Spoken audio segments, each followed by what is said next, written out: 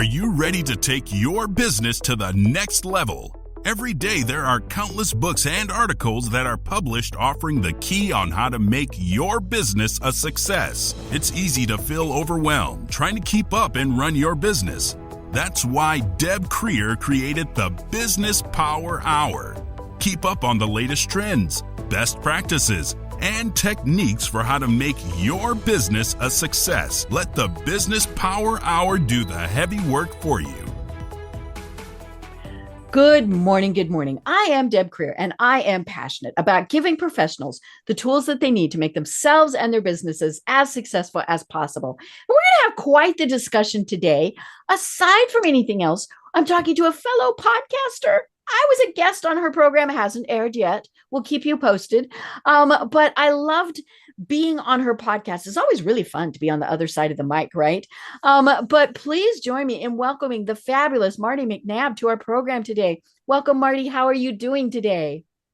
Thank you so much, Deb. I'm well, and it's lovely to be here with you. I know, such fun. We're going to have such a great chat. So let me tell people just a little bit about you, and then we will jump into this. So Martie McNabb sold her apartment in Brooklyn over 6 years ago and hit the road in her 21-foot camper van named Brooklyn, fitting, right, to host story sharing gatherings and interactive art history exhibitions for individuals, families, and organizations all over the country.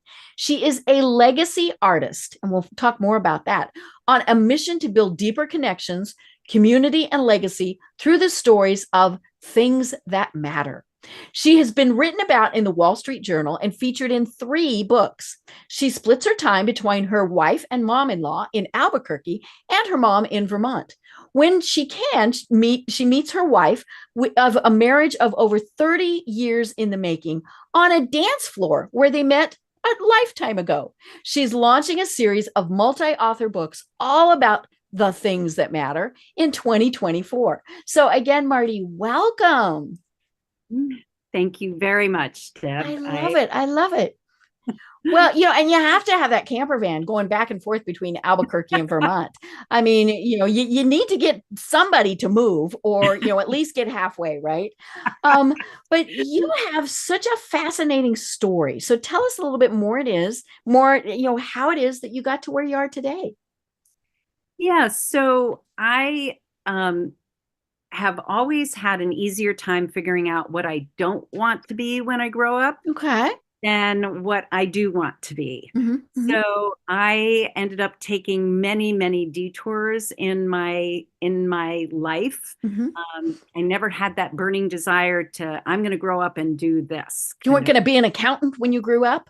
Or a nurse or a doctor or, like I didn't have that thing ever. It could have a lot to do with the fact, Deb, that I moved 9 times before high school. Right. You were a military brat. I was military for a very short amount of time, born in Okinawa, was there only about a year. And then I think about a year or 2 later, my mother really forced my dad out of the Air Force because she just couldn't handle being a mom and dealing with several of his colleagues. He was a fighter pilot. Several of them died in training missions. And my mom had to try to console the wives of these men, and she was just like, I cannot do this. Right. Because then she was always thinking, what if? Exactly. So yeah, I think that probably kind of maybe a bit more open to different things and trying different things because I moved so many times. So a long story short, I was a high school biology teacher who for 8.5 years in New York City public schools. Wow. I loved my students and I love science. And but the administration finally burnt me out. Or I say I got crispy around the edges. So I was trying to figure out what next, and I had seen a program called WeBo. It's Workshop in Business Opportunity. Around over 40 years, I think mainly New York City based. and they were putting a lot of money, the state and federal government was putting a lot of money into promoting entrepreneurship. And so this was one way to do it. And they had I think a 12-week program that, we could go to and learn different aspects of growing a business. And I didn't have a business in mind necessarily, but I was like, let me figure this out. And it just so happened that right around that time, I went down to Asheville, North Carolina, where I have a dozen friends in the area. Right, because it's quite the artist colony. It is for sure. And unfortunately, they got slammed by Hurricane Helene, and my friend who's there still doesn't have any water. So she survived, and her house is okay and all of that, but it's rough. It's been really rough. But I went down there to visit her and to think, because I ended up realizing I needed to quit teaching, but I wasn't sure what I was going to do. I went back to what I had done before teaching, which was sign language interpreting, because ASL is my another language. And I got back into interpreting for a while I was figuring things out. But then I took this trip, and I was visiting a good friend who, I had not seen her and her wife for probably 5 or 6 years. And we had known each other through the same-sex dancing community, the country western dancing community. And so in that period of time, she'd become an aunt. And all she wanted to do was show me a picture of her nephews. And so she got up, and we had a very limited time. I can't remember now why. But anyway, she spent half the time going back and forth to her bedroom, trying to get the dresser drawer, find the little packet with photographs and look through it. And she never was able to find this ever.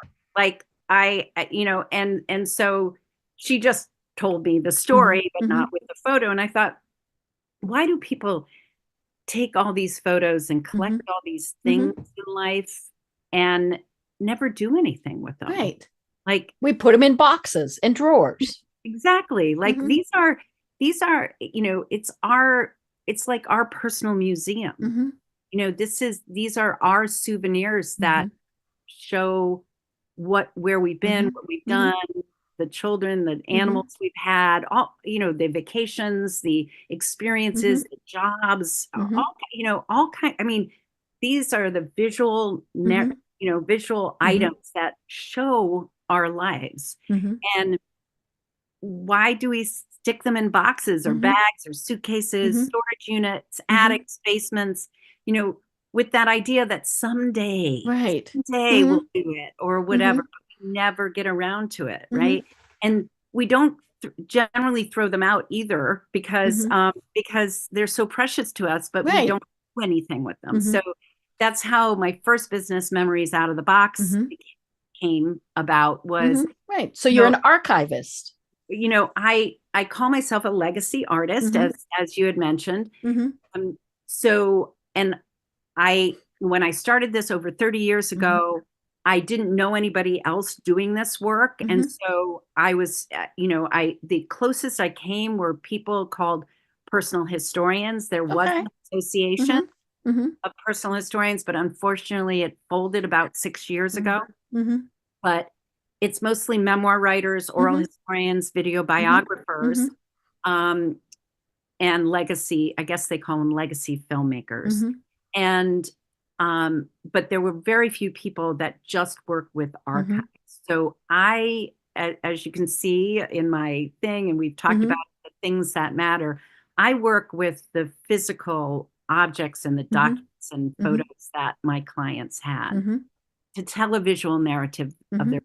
So of course it's gathering them from all the hiding places, both digital and physical, getting them all in the same room, so to speak, and then spending hours and hours and hours going through organizing and then curating them.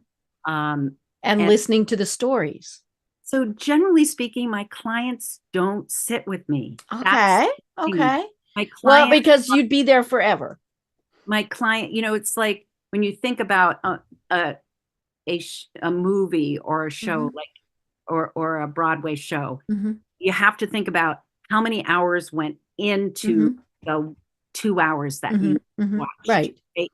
So we're talking thousands of hours Mhm. that Mhm. go into it. And it's that same thing, like you Mhm. said, like my clients just don't have that time. Mhm. They're working, doing what Mhm. they're really good Mhm. at, filling Mhm. their hours. A lot of them were lawyers, Mhm. and financial people, so Hmm. billable hours. Mhm.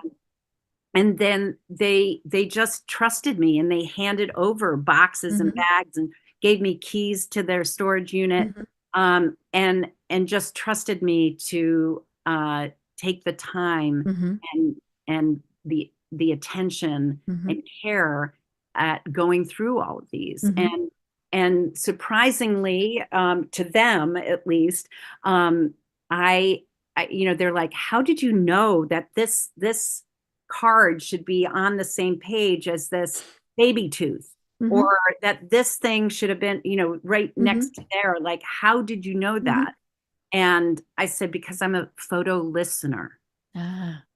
not a whisperer. Mhm. Mhm. Whisper to them, Mhm. they whisper to me, they Mhm. tell me the story. Mhm. But Mhm. yeah, my clients generally have no time. Mhm. That's what's so precious for all of Mhm. us, is the Right. time. Mhm. So anyway, I started Memories Out of the Box 30 Mhm. some odd years ago, 35. Mhm. Was fairly successful in a lot of ways, but as we all know, as business people, you're listening, the power hour here.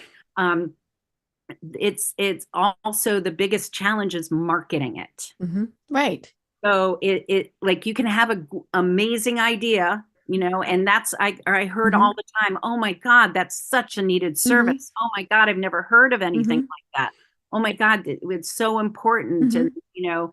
all of that, our family history, our Mhm. story, our presence in the world, Mhm. all that kind of stuff. I get so much positive things. Mhm. But as far as marketing it and Right. understanding that it And that would have is, been before social. yeah, it was Mhm. even before that. Mhm. And so I made some postcards, had friends go around, paid friends to go around the Mhm. neighborhood, and even after I had to close my store Mhm. because it wasn't a retail, like, people loved it, but there was no way it was going to make it. Mhm. Found that out really quickly. But even after I closed my store, I had two people call me up and say, Mhm. are you still in business? Please tell me Mhm. you're still in business. Mhm. I have that postcard. I just Mhm. put it into the box of photos Right. I saved the around, postcard. Mhm. Mhm. move those boxes Mhm. or whatever around several times, and now I'm ready to Mhm. hire you. So anyway, yes, marketing, very Mhm. challenging to do. It is not like, I wish I had a Mhm. wiggly nose like Mhm. Bewitched and was able Mhm. to Yes. wiggle my nose and make Mhm. everything like get magically Mhm. organized Mhm. and curated. But it really takes time. So therefore, it's not an inexpensive Mhm. process. So Mhm. anyway, I started, as a way to market my business, I started my second business, which is Mhm. called Show and Tales, Mhm. aka Things That Matter. Mhm. And the idea was, I knew the challenge was, it was word of mouth. People Mhm. needed to know me, like me, Mhm. trust me. I Mhm. mean, here I Mhm. am working with their, precious Mhm. memories, right? Right. Mhm. And so they needed to have, really trust me and know me. And Mhm. I was like, it's word of mouth. There's Mhm. absolutely no question, Mhm. but I'm desperate for more mouths. Mhm. I need more mouths because Mhm. it's a long sales Mhm. cycle. It's Right. not it's not an Mhm. impulse buy. So I started a story sharing event Mhm. called Show and Tales, Mhm. based on elementary school show and tell, Mhm. where I invite people to bring objects and photos and tell Mhm. stories. Like, what a better way Mhm. to connect with them and get to Right. know them and Mhm. have them get to know me. Mhm. So I started in the back room of a good friend's bar in Prospect Heights, Brooklyn, Mhm. just And a around. little alcohol probably helped. Yeah. Well, we know, like, people are so, like, that's the thing that I learned, Deb, Mhm. is people are so afraid Mm-hmm. share their story. Right. There's so like Mm-hmm. more people than I ever like. I get always questions. Well, what happens at show and tell? It Mm-hmm. was called show and tell originally. Mm-hmm. Like you bring an object, you tell a story. Mm-hmm. Right. Like you did in kindergarten. Like Mm-hmm. you did. Yeah. Mm-hmm. But people were so nervous. And Mm-hmm. that's one of the reasons why I loved the physical aspect Mm-hmm. of the tactile Mm-hmm. aspect of my events is Mm-hmm. that people would bring objects that and they would hold on to them. The Mm-hmm. prop, it would prop Mm-hmm. them up, Right. see them like getting nervous, and then they'd look at Mm-hmm. the empty egg carton or Mm-hmm. tin cup that they brought or the photo, and Mm-hmm. it would give them some Right. Mm-hmm. relief to be Mm-hmm. able to continue on with their Mm-hmm. story. And so I started hosting these Mm-hmm. in in Brooklyn, but then I started in Manhattan, Mm-hmm. upper West Side, Lower East Side. Mm-hmm. And then I started, as you mentioned, a couple of years ago, selling my apartment in Mm-hmm. New York City, in Brooklyn, Mm-hmm. and getting my van and calling her Brooklyn because of Mm-hmm. that. And then started taking these events. And what Mm-hmm. I found is, as much as I love the work of being a legacy artist with Mm-hmm. actually memories out of the box Mm-hmm. and helping people with their photo documented memorabilia Mm-hmm. archives, it's I don't particularly like digital organizing. There's a Mm-hmm. wonderful organization called the Photo Managers, Ah. has hundreds of Mm-hmm. people who can Mm-hmm. work both digitally and Mm-hmm. Mm-hmm. physically around the country, Mm-hmm. around the world. Mm-hmm. So definitely check them out. They're great. But I don't like the digital stuff. Mm-hmm. I like the physical stuff. And as Right. you mentioned, it's really hard for me to do that Mm-hmm. now that I live a Mm-hmm. digital nomad life. Mm-hmm. It's Mm-hmm. almost impossible to Mm-hmm. do that as Right. I You have to camp in their driveway. right. Like we've talked about that, like doing something like the Best Buy, Mm-hmm. the squad, the Mm-hmm. legacy Mm-hmm. squad. A friend of mine and I I have love it. Mm-hmm. ideas of something like that. Mm-hmm. But anyway, this is what I found is that Mm-hmm. I actually love hosting events and Mm-hmm. running series Mm-hmm. and doing these interactive Mm-hmm. community Mm-hmm. exhibitions Mm-hmm. even more, with the goal of building deeper connections Mm-hmm. and community while talking about legacy, Mm-hmm. because we always are creating our legacy Mm-hmm. every minute. Mm-hmm. And when you look up on Google about legacy, all you see is money and Mm-hmm. real estate. Right. Mm-hmm. And our legacy is so Mm-hmm. much more than that. Mm-hmm. And so that's what I've Mm-hmm. found, is that I'm really passionate about doing that. I can do it online. I Mm-hmm. can do it in person for, Mm-hmm. groups, Mm-hmm. family reunions, all of that. And that's what I've come to Mm-hmm. find a real passion for, Mm-hmm. is hosting these events. I love it. Yeah. And people, I'm assuming they love telling their stories once you kind of pull it out of them. Yes, they absolutely do. I think that it's like I said, I go to storytelling events. I've gone to them before I started Mm-hmm. my story Mm-hmm. sharing event. Mm-hmm. Storytelling events are very performative, Mm-hmm. and there is a lot and you can't have a prop and you can't read Mm-hmm. from anything. There's Right. all these rules, and it is very practiced and Mm-hmm. polished, Mm-hmm. and it's beautiful, Mm-hmm. but It's a scary. performance. It's a Mm-hmm. performance, and Mm-hmm. it's scary. Mm-hmm. And what I've noticed at those is when the performance is over, everybody gets up and leaves. Mm-hmm. Whereas, because there's a fourth wall that's being Mm-hmm. built, so it's very Mm-hmm. performative. Whereas story sharing is it's not performative. It's Mm-hmm. connective. Mm-hmm. It's at every single one of my in-person ones, people stay afterwards and continue conversations with Right. that they didn't meet and Right. didn't But before. their story struck home with them. Exactly. They're like, oh, my grandmother had a kitchen Mm-hmm. gadget just like that. Mm-hmm. Mm-hmm. My uncle, my whatever, my mom, I have something Mm-hmm. just like that. So it just allows, Mm-hmm. and because it's not, these are Mm-hmm. not well practiced stories. There isn't this feeling of like, Oh, they're the performer. Mm-hmm. I can't Mm-hmm. talk to them. Right.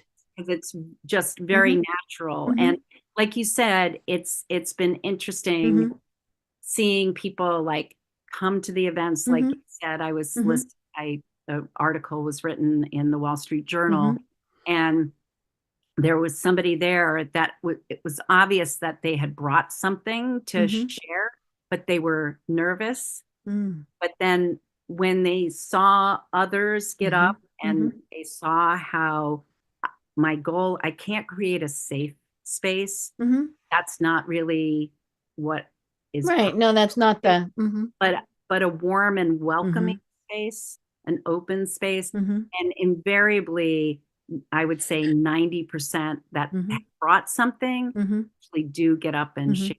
Whereas there's still some that it's a little racking to do Mm-hmm. that. Mm-hmm. Um, yeah, I kind of call uh, show and tell sort of like what is it, Toastmasters for toddlers. Right. Mm-hmm. Mm-hmm. Mm-hmm. But it could have been people's Mm-hmm. worst experience Mm-hmm. as children, and Mm-hmm. hopefully my events actually help them Mm-hmm. change that narrative for Mm-hmm. them, because I've gotten some amazing Mm-hmm. testimonials saying I that. bet. I bet. Yeah. Do you find it's generational? So your generation, my generation, we're the same generation. Yeah. Are we more into it than the millennials and even the younger? Because I'm right at the end of baby boomer. And and then whatever all comes. Yeah, I did. There's so many of them now. They've started over on the alphabet. But do you find that it is more people our age who are at the retirement age, at the gee we're losing our parents stage, all of that? Or do you find that millennials and youngsters are thinking this is really cool? Yes, yes. So my personal events, I've had people anywhere from early 20s Mm-hmm. to early 80s Mm-hmm. at attending my Mm-hmm. events. So I've really found it appeal to a wide range Mm-hmm. of people. Um, and I've even had a couple of colleagues of the Association of Personal Historians. Mm-hmm. They ended up hosting their own events around the country, Fun. and yeah, Mm-hmm. libraries, other Mm-hmm. spaces, Mm-hmm. other types of spaces. And they had they Mm-hmm. had a group, and they had a kid that was 13 saying, "Are you doing show and tell?" Like, seeing them Mm-hmm. doing it, Right. like, "Can I join you?" Mm-hmm. Mm-hmm. And so he joined into Mm-hmm. it as well. And yeah, so I really do think, and I'm a regular, they call it speaker, but I consider myself a story sharing Mm-hmm. facilitator. Mm-hmm. I facilitate story sharing for Greenwood Cemetery. So Oh. um, Hmm. because a lot of people at my events bring things from people who've passed away. Right. Mm-hmm. It's Mm-hmm. a thing that matters. Mm-hmm. They hold on Mm-hmm. to it because it Mm-hmm. has a memory of Right. it's Right. gone that they Yeah. care about. So I was just thinking of that. My mother passed in March. And I'm an only child, so I got everything, right? And now she had gone through being my mother and had sorted, and she'd thrown out a oh, lot of stuff I wish she wouldn't have. There uh, were almost no pictures of vacations, things like that. I would have put them in the box and put them in the closet, right? But the fact that they were gone bothered me, right? It was like my history was gone. yeah, But she still had things. So I went through and marked, I want this, I want that. And then after the funeral, I had family and close friends over, and I said, take. And yeah, and I said, now, if you're just going to take something to take it, and it's going to go sit in a drawer and you don't care, then don't. There's no judgment here. Not everybody wants tchotchkes, things like that. And I said, but if there's something that would remind you of mom, then take it. I said, I've taken out what matters to me. And it was very interesting watching, because there were the practical things, like the college girls thought the TVs were the greatest thing in the world, right? And my cousin really kept trying to take the microwave, and I kept saying, no, I'm still here. I need the microwave. But my mom had all sorts of collections of glass and things. And and people, they would come up and very sheepishly say, can I take more than one? Oh. And, and as long as nobody else had, kind of shown any interest in it, sure. I mean, because to be honest, I wasn't sure what I was going to do with everything that was left. But yeah, and we saw that happen with my dad when he passed away. People came and his name was Don Gore. There's a whole long story about why we always, and I called him Don Gore. I mean, we all called him Don Gore. And so people, wanted things that had been Don Gore's. And, and some of the stuff I wanted. And then I thought, you know what? It's meaning a lot to them. And so they took it. But now here's a twist. Huh. We had quite a few people that, and this really surprised me, who brought things and put them in his casket. Oh, anything from stuffed animals to like he actually landed at Normandy, and a friend of mine had been to Normandy and had sand, and she brought a thing of sand. Isn't that just the coolest thing in the world? But yeah, it was. I thought that was so different that they wanted to send these things with him. And when my father-in-law died, my lots and lots of little nieces, nephews, greats, all that stuff, they all came to me because I'm the good aunt. And they said, we want to put things in with grandpa. And so we all go trudging off to the funeral home. And I said, we need to do this. And the guy didn't raise an eye. I mean, clearly this happens all the time. But even just things like rocks, and I remember my mother-in-law going, where did this come from? But, it was the kind of, they say you can't take it with you. Well, they did. And I was just so fascinated by that because it's back to the things that matter. They thought, well, he needed this, whether it was my father-in-law or my dad. It was so unique to see that. Yeah, absolutely. I love that. And it reminds me, one of the things that people bring often to my events and have over the last decade are rocks. Mm-hmm. Yeah. Yeah. So and I understand the whole put the rock on the headstone type of thing, but yeah, right. They want them in the casket with them. Yeah. Yeah. It's interesting. I was just 2 weeks ago down in New Orleans for the National Funeral Directors Association convention. I have, like I said, people have naturally started bringing things, people passing away. And so I just started probably 10 years ago collecting friends in this end of life, or last responders and death care professionals. And so I'm so grateful to them. But and that was one of the things, the main person who hired me at Greenwood Cemetery is a millennial, and she just adores the work and calls it deep legacy work. Is it is she talks about this work, but they at Greenwood Cemetery, they have a big challenge because people often leave things at the grave. Right. Yeah. And you can't have them at the headstones and grave sites. And so, but they didn't know what to do. So as exactly. So they're keeping them and archiving them.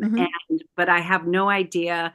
We've been talking about maybe doing some kind of presentation, some sort of exhibition with some of these collected items, because obviously, like you said, they're important. They meant something, and probably only to the person that left it. But then it's like, is it important enough to tell that story again? So thank you for sharing the stories of your dad. It was very, and especially things like the Normandy sand. I mean, that was and she drove 3 hours to be able to come to the service to do that. I mean, it really meant a lot. But and I was very surprised at who wanted things of mom's, and like my cousin's daughters, they were the college kids. They wanted her artwork that she had done. Aww. And that was one of the things that, because I mean, I have pieces that she painted, and, she's the, who's the guy, the fuzzy hair, the painter. Now see, yeah, brain fart. Oh, He did Happy Little Trees, right? We all know. Okay, so we all know who we're talking about. And so that's how she learned to paint. So, it was very much like neat. that. But these teenagers wanted the art that she had done, and I was like, really? Oh yeah, oh yeah. Okay. I mean, it meant a lot to them, and I just thought that was special and unique. Yeah. So that's a perfect way to Mhm. talk about, like, as far as the age range or Mhm. who's Mhm. attracted to this. And it really has, I hosted an event for a women's group called Mhm. Women on Fire, Mhm. I think it was not this past December, but the December Mhm. before. Mhm. And the woman who was managing the meeting, she's a Mhm. virtual assistant. She ended up contacting me afterwards and saying, Mhm. my 50th birthday is coming up this summer, and I'd Mhm. really like to host one of these for my family. Ah. And can I? And I'm like, Mhm. I don't own show and tell. I do own Yeah. show and tales, but I don't Uh-huh. own Uh-huh. show and tell. Mhm. So absolutely, Mhm. and she said she was so worried Mhm. that people wouldn't take it seriously. She said everything from her niece, who was 8 years Mhm. old, up to her Mhm. father, who was 92, Wow. brought an Mhm. object, Mhm. shared its story, and Mhm. it was the most wonderful Mhm. experience. And they asked her, when are we going to do Mhm. this again? Mhm. Right. And so, yeah, it's Mhm. it's like, and your thing, like, people took something, that Mhm. you didn't want from your mom, Mhm. and Right. it's like every time they look Mhm. at it or feel it or Mhm. touch it Mhm. or whatever, they can remember Mhm. your mom by. Right. Right. Yeah. And same with the stuff that they took of dad's. And then, our other thing that we did was, for the people who couldn't be there, we Yeah. thought what would mean a lot to them. Yeah. And so they all got care packages. And I told Oh, them, if you want this, that's great. If you don't, that's fine also. We just thought you might want it. My dad was a game warden.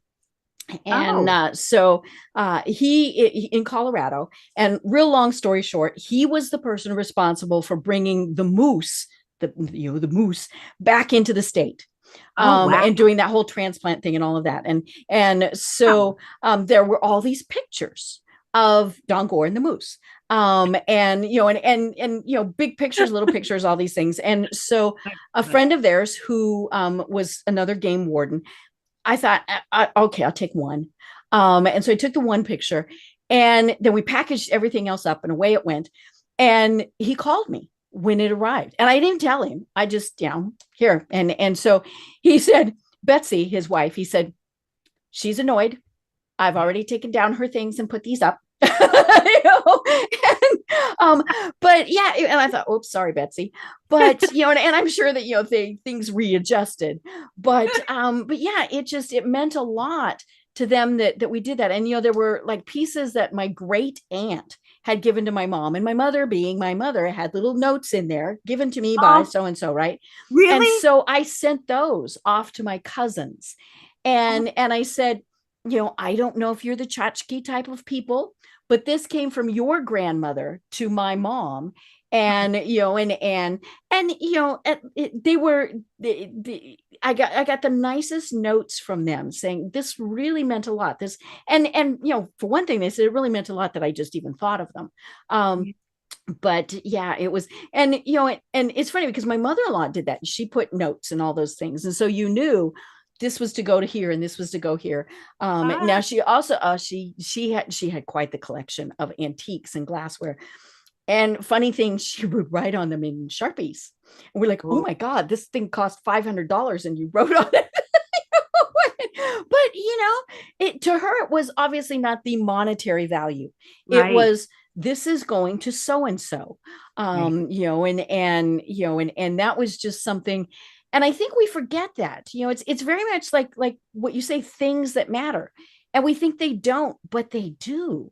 And the sad part is that sometimes, and many times, we wait until somebody has passed to find those things out. And so that's what I love about what you do, is you're doing it way far in advance. And people get to truly enjoy it. Right, right. Well, and I love that your mother and your mother-in-law, Mm-hmm. it, I always say it's not that things matter, it's the Mm-hmm. stories that get attached to Yes. what you Mm-hmm. do. Mm-hmm. And even if it's just a little note that Mm-hmm. says, this is to so and so, this is Right. Mm-hmm. for so and so, Mm-hmm. Oh and yeah, I the notes all went with or these it things. got, Mm-hmm. Mm-hmm. I got this from, like, Mm-hmm. the little teeny things Mm-hmm. that Mm-hmm. is at least a Yeah. story. Mm-hmm. Hopefully at some point, there's, Mm-hmm.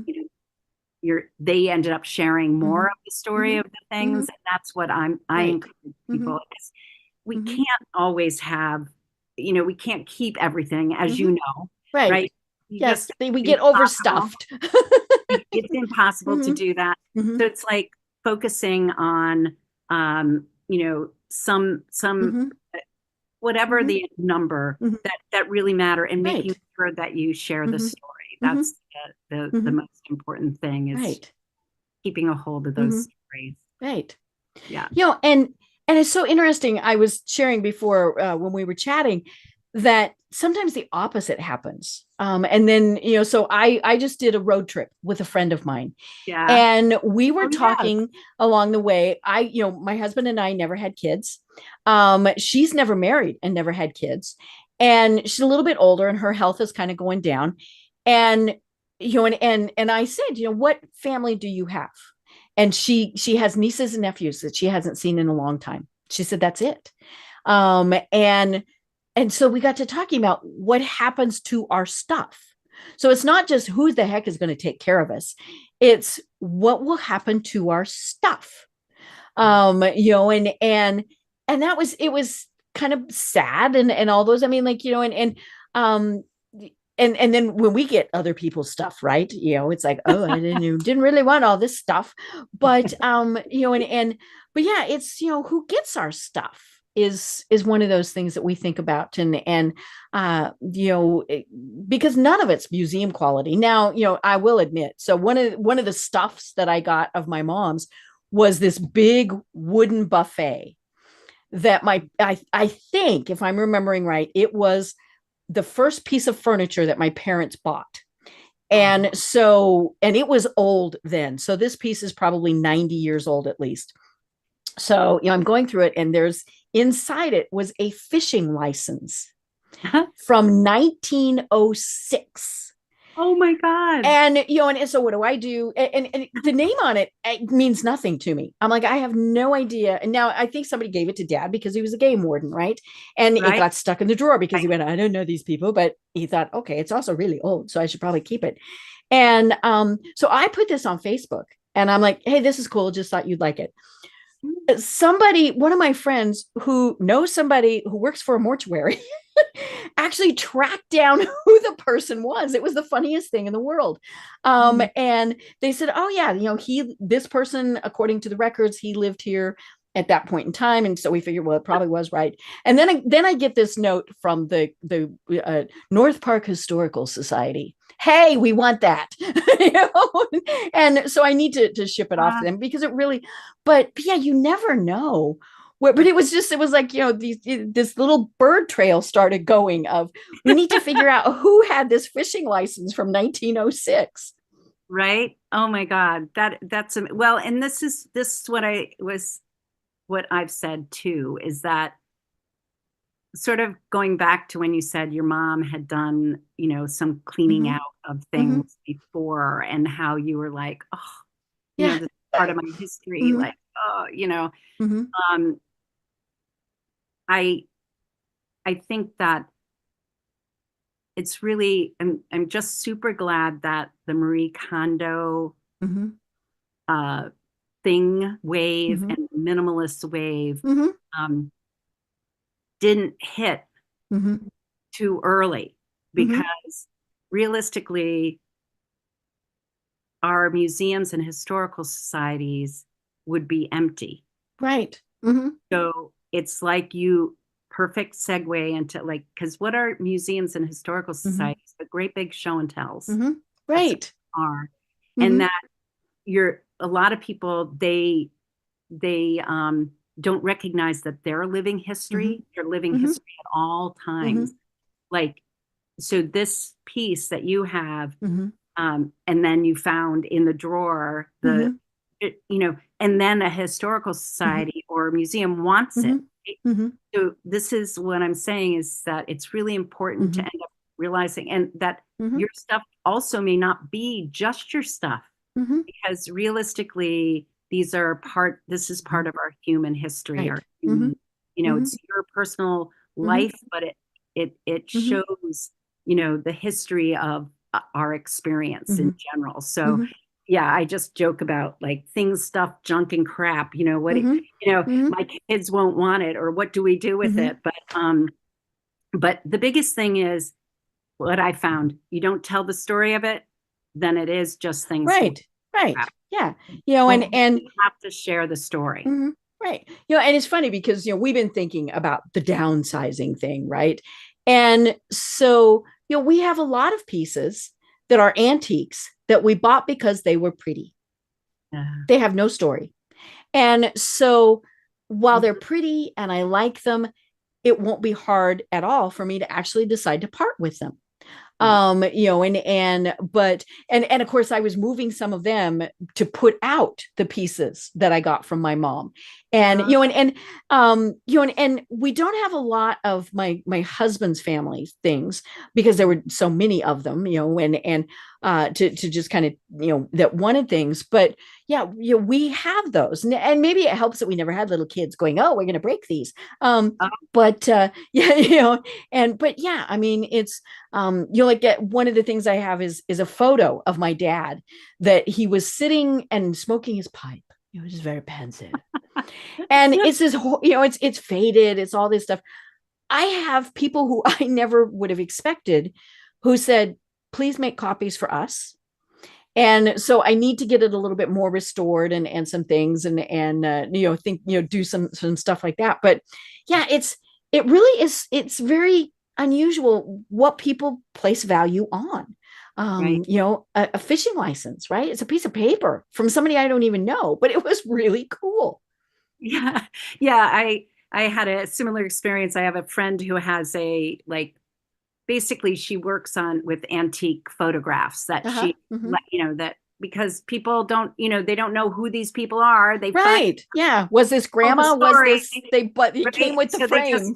Right. And so they just pass them down to, these companies small companies that end up gathering them and reselling them. So I just so happened to be visiting a friend in Western Massachusetts when I saw on Facebook that they were doing, some promotional thing. Come in anytime today, get half off anything you want. I was overwhelmed, like we all get with stuff. And I don't have a lot of space. Right. You've got this trailer. I got a limited space, so my little camper van. So I'm like, let me think about it. But for whatever reason, and this is sort of is it a God wink or whatever you say, I was just encouraged to go over to this one shoebox. And I opened up the shoebox, and inside of it, I found a driver's permit for Greenwood Cemetery from 1911. And anyway, I ended up passing that down to my friend who works there. And I was just like, it's probably framed in somewhere. It's just I'd heard about they'd have to have a permit to drive there and all of that. And so it's so great to bring those things together. Right. So yeah, it's like I said, it's not that the thing, it's just paper, ink and stuff, but it's history. It's memory. So, right. Yeah. So, you mentioned that you do these things for civic groups and just people who want to get together in the library and all sorts of things, but you also do this for corporations. So tell me more about how it works to do this for a business. Yeah. So basically, I think that we can all agree that building deeper connections in communities and in congregations and anything in families is important, and there's tons of work of tons of information out there about how important it is to get teammates and employees to build deeper connections with one another and feel like they're part of a team, that they belong, right? That sense of belonging. And everybody's been talking about community. We're building community. Like everybody, talks about it. Like, what do you actually do to make that happen? And so it's not just playing softball on Friday. Right. I mean, that's part of it, but it's not like it's great. It's sort of like the performative thing. Some people may end up making connections. But needless to say, as we started out, people are shy. There are a lot of people who are introverts. They're not outgoing. Right. It takes a little bit more to get them to feel connected, right? So this is the same at work or anywhere, right? So I lead these story sharing gatherings for that I can do as half day or full day events. Wow. If they're half day or full day, I end up focusing on, would invite people to bring anywhere between 10 objects and 30 objects. Wow. Important to them. I say, my life in 30 things is what I call it. And there's an opportunity for people to share the stories of these things that matter in their life with their colleagues, with fellow team members, and then but they also walk away with their own sort of like mini memoir of their human museum of what, because I think the things we hold on to and the things we would choose to bring to an event can tell a lot about what's important, what's important in their lives. So it's a way to dig deeper and get to know, like we were saying, legacy, get to understand what's really important, what people keep, what matters, and what they're going to leave behind.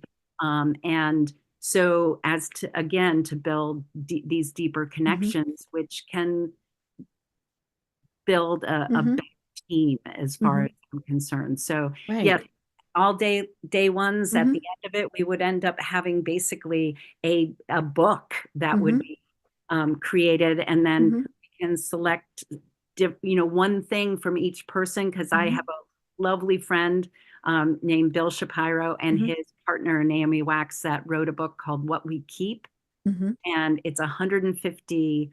They interviewed hundreds of people, but chose 150 and selected one object that brings joy, magic, and meaning. So we could put together a team book that had an item from each person, but we investigate it on our own video writing. I don't feel comfortable in writing. So I encourage people to do audio or video, again, to record the story. Right. Well, and it's in their voice. I mean, that adds to it. Exactly. And needless to say, with the advent of QR codes and everything, once a book is created, there can be a QR code that goes to the actual story. So it really can be a piece of legacy that gets passed down. And and then you can continue adding to it too. Exactly. So that's what I do. And I also, one of the things that I'm hoping to work with the hospital up here with is with their teams. They have different departments, of course, is to do something as an exhibition. Right. So what I would do is invite everybody to donate an object to the museum, so to speak, to this, our community, our team, and 30 things, or whatever amount it is, and then actually take photos of the objects, put them on display without their name, just the number, and then to encourage them to for a week or two, let's say, encourage the team to go and think, I wonder who was this? What spoon that is. I wonder who has that watch, or that rock, or that, whatever. The sand, kind of a little scavenger hunt type of thing. Exactly. Like, I wonder who did that, and like be curious about one another, and then have at the end of the exhibition, then have a show and tells or Right. a big reveal where Mm-hmm. people go Mm-hmm. up, take it, and share the story of Mm-hmm. why it Mm-hmm. matters, why it's Mm-hmm. important to them. Right. Right. Again, it's a way to build deeper Mm-hmm. connections. Mm-hmm. I love it. And I love that you do this on the road. And kind of the whole digital nomad thing. And I mean, that's just, I think, it's funny. I have cousins. They were my mom's cousins. So they're whatever, my second cousins. What do you call those? They're in their 80s and they have been digital nomads for years. Oh, They love it. They just go from place to place. And but what they do, and they're very active on Facebook, and the stories that they share about the places they go to are right. absolutely fascinating. They're huge live music fans. We should Oh, introduce you guys. Um, yes. because and when they go somewhere, they try to stay at least a week because it takes a while to get all set up, and all that stuff. Yeah. And Yes. and you don't want to, and so they want to stay at least a week. Sometimes they stay several months. Sometimes there's family. Sometimes it's just, hey, this is a great RV place. Yeah. But the really funny thing is there's like a whole group. Like they will say, hey, we were here Oh, yeah. last year and Bob and Sue were here. And look, there's Jim and Jerry and, Yep. all of those things. And, but, they're doing kind of the little collectibles because it's like not a lot of Yes. space. And so, but for them, it is more collecting those memories.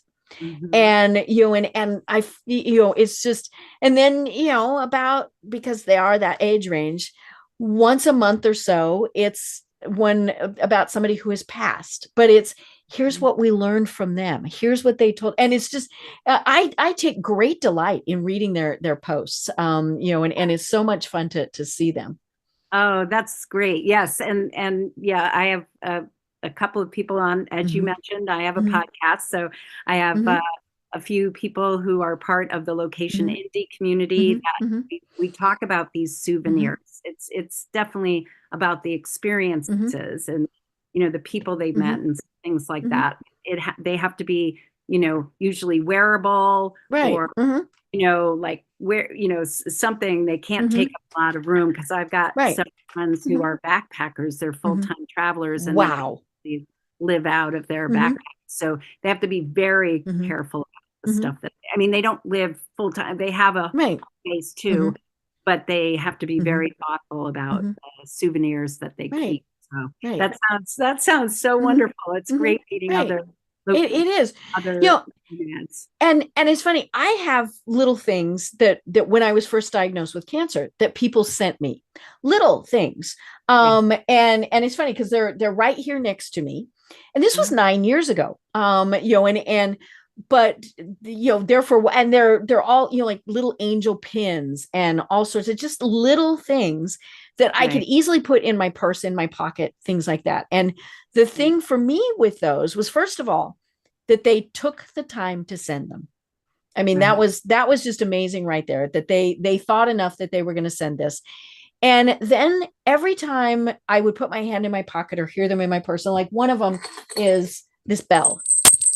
Oh, yes. And so I had it on my purse for a long time until it drove the cats nuts, because they had their bells, right? And so we were all just jingle, Right. jingle around the house. But, it was and I don't know, maybe it's, uh, just the thought that when I had those things and could touch them, I was not alone. The people had thought about me, they had sent those, and so then I had those and I was not alone, I could feel their support. And so those were truly things that mattered. And so yeah, those have very special places, and I have it written down who sent what, and all of these. Oh, But yeah, it was very interesting who sent things, because it was in many cases people that I was very surprised that they would even think about doing that. wow. That's lovely. That's really neat. It kind of reminds me when you say the little things that Mm-hmm. I remember several years ago seeing something about Barack Obama. He Mm-hmm. had a bowl full of little trinkets that people had Right. given Mm-hmm. him. And he brought out each Mm-hmm. one and talked about Mm-hmm. who it was that Mm-hmm. he, like he Right. remembered. Mm-hmm. which one, who gave it and why it was important in that bowl. And yeah, it's the little things that matter. It And is. like you said, it made you feel like holding them, seeing them makes you, touching them makes you feel less alone. And that's is so needed. Yeah. Yeah. Especially now, it started with COVID, right? When we really got disconnected from the world. And I lasted about 2 weeks before I was like, out of this house, I need out of this house. And we would go on Miss Daisy drives. Oh, we love would it. go and, take masks with us and go off in the car. Sometimes we'd be gone for an hour. Sometimes we'd be gone a day. Right. And just, hey, what's down this road type of thing. But, we lost touch with people and then we got used to it. I think that was the other thing, was it just became very easy to not do that. And we are social people and we need to connect with people. And, more than anything, I just love that, that what you were saying is people who don't know each other connect with each other at your events. And to me, that would I'd just stand there and be in awe. It would be so cool. Yeah. Well, I'm hopeful that you'll come to one. I think during COVID, I started monthly virtual short story sharing events. I've got 26 themes. Tails, paws, beaks, and claws, scars, tats, and piercings, love letters, lockets, and valentines, a bunch of different things. Oh, how fun. Yeah, so I think I started it during COVID because of what you're talking about, and I took a break from it, but I think I might return to it because I need to. I would love that. That would be so cool. Yeah. Well, for people who are going, Martie, I need to figure this out. How do they find you and connect with you? Yes. So you can find me on my website, which is Show and Tales, and that's TALES.com. You can reach out to me at Martie, MARTIE, at showandtales.com. And please, as Deb mentioned, check out my website, my podcast, and Deb will be coming out, I think, sometime in December. I think I just sent that to my virtual assistant, so that's coming up. And I also did want to say one last thing. I lost 25 friends and family since the start of 2020. Wow. The most that I've ever dealt with in my life. And in order to keep their memory alive, I ended up joining a cohort of fellow authors that contributed to a book that's coming out in early December. Oh, I love it. Right? Called Faces of Grief. So it's all kinds of grief, divorce, loss of job, pet loss, every type of loss is represented there. And so I think there's about 20 to 25 of us. And so I ended up writing a little chapter about my friends, and of course it's all started with the loss of my dad. So please check that out. Faces. Okay. Well, when it comes out, be sure to let us know, and we'll post on our website. So very cool. I love this. Well, Martie, this just has been so much fun. And I can't wait to chat again. And okay, you have to do the virtual events because this will be fun. Or come to Atlanta. We can do them here in Atlanta. There's certainly enough people here, right? But yeah, I think it would be so much fun.